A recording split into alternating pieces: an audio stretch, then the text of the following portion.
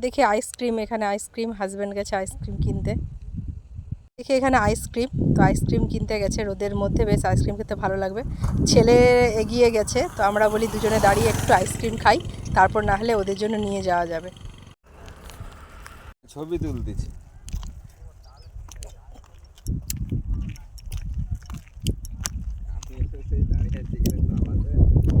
হালকা রোদ কমে গেছে না,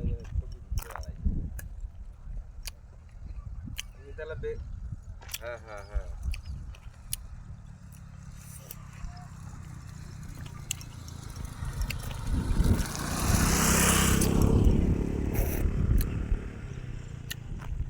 নারকেল ফ্লেভারটা বেশি ভালো লাগে, এইটা অতটা ভালো লাগে। তবুও গরমের মধ্যে সাবধানে খেতে হবে, সাদা জামা পরে আছি তো।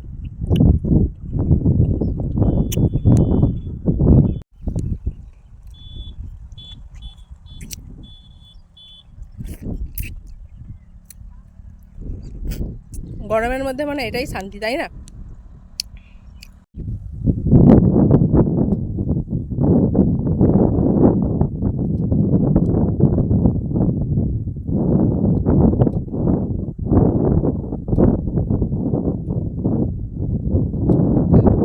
আমরা দিদির বাড়ি থেকে এসে দেখে এই যে দেখুন বৌদি কি করতে বসে গেছে।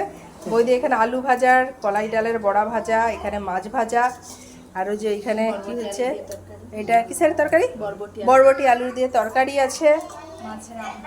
ওইখানে আছে মাছের আমটক, এই যে মাছের আমটক, আর মাংস আছে, সেটা আছে ফ্রিজে, বুঝতে পারলেন? এবার একটু ফ্রেশ হই, এবার তারপরে খাওয়া দাওয়া করব, তারপরে বাবার বাড়ি যাওয়া আছে।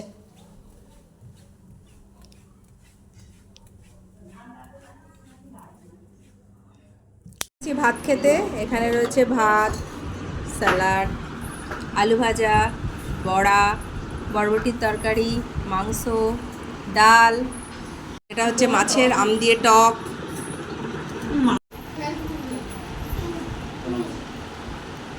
বসে গেছে খেতে, বৌদি আর মাইমা দিচ্ছে দই মিষ্টি।